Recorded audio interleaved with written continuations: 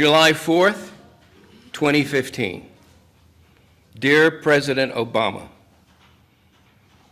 I want to tell you both how much I was moved and how lifted I felt by your eulogy for Reverend Clementa Pinckney in Charleston.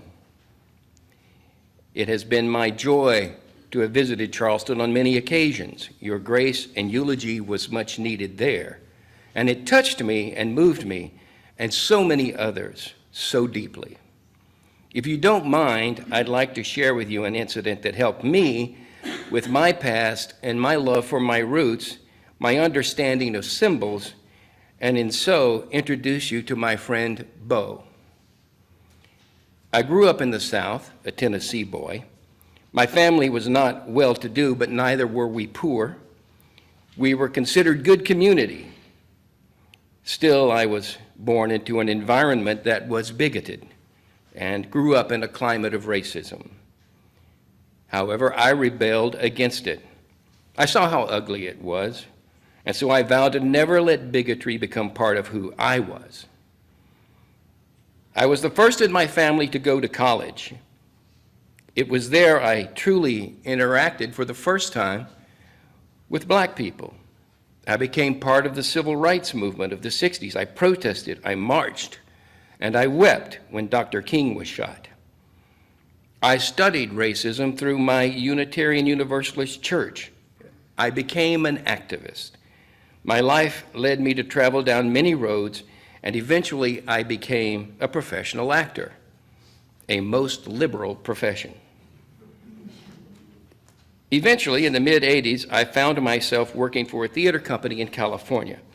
I was part of an ethnically diverse cast doing Man of La Mancha.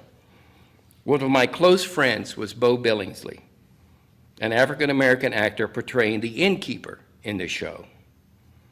One night, as I sat down at my makeup area next to him, I saw Bo's eyes grow cold as they stared at me from the makeup mirror. "Jerry," he asked, "are you Jewish?" Well, I have curly hair, and my last name is often mispronounced to sound somewhat Jewish, so it was a mistake often made. But I informed Bo that no, in fact, I was not Jewish, but a Unitarian Universalist. And then he asked me, if you were Jewish, and I sat down next to you wearing a swastika on my jacket, how would you feel? I said, well, I'd be pretty damned upset, I replied, still not getting what he meant. Well, that's what I feel when I see that, Bo said, indicating a patch on my jacket. It was a Confederate battle flag. I'd sewn it to my jacket years before because even with its faults, many, I was still proud of my Southern roots. And I tried to explain to Bo in a way that I now know sounds simply like a line from trite bumper stickers, heritage, not hate. Bo said, it's not your heritage that I see when I look at that. It's oppression, it's slavery, it's hate, it's murder, it's lynching. I was shocked to my very core. Here the activist for civil rights had injured someone he held dear. Through my own ignorance, Bo turned away. That's what I see, Jerry.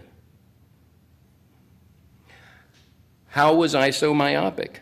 Symbols are not what they mean to us, but what they mean to others who view them. I was utterly ashamed. The next night was opening night. As was customary, we performers exchanged little tokens and gifts. I handed Bo an envelope. In it was the offending flag that I had removed from my jacket and a book of matches. He grinned and then looked at the ragged, empty space on my sleeve caused when I had removed the patch and said, what are you going to put there? And I said, nothing. I don't need a symbol to remind me of where I am from. I want this space to always remind me of how far I have yet to go, how far we all have yet to go. Bo nodded, and we embraced.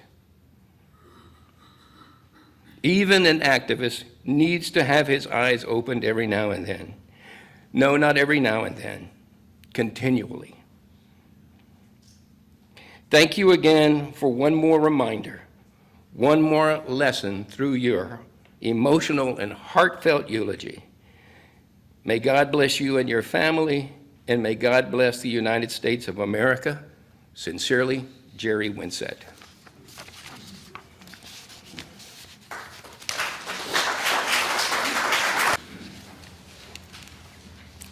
April 5th, 2016. Dear Jerry, thank you for the email you sent after my eulogy for Reverend Clementa Pinckney. It reached my desk, and I was struck by the experiences that you shared. They speak to how far we've come as a nation in confronting our imperfections and of the progress that remains to make sure every part of our American family feels respected and valued. As I mentioned in my speech last June, our nation has been blind for too long to the pain that the Confederate flag has stirred in too many of our citizens. Your resolve to recognize the ways you could make a difference over the years, whether by raising your voice against injustice or doing something as seemingly small as removing a patch from your jacket, drives home the idea that lasting change depends on each of us. So long as we continue working together and embracing the kind of empathy you described, I am certain that lasting change can be realized. Again, thank you for writing and for everything you've put into reaching for a more equal America. Your message meant a lot to me. Sincerely, Barack Obama.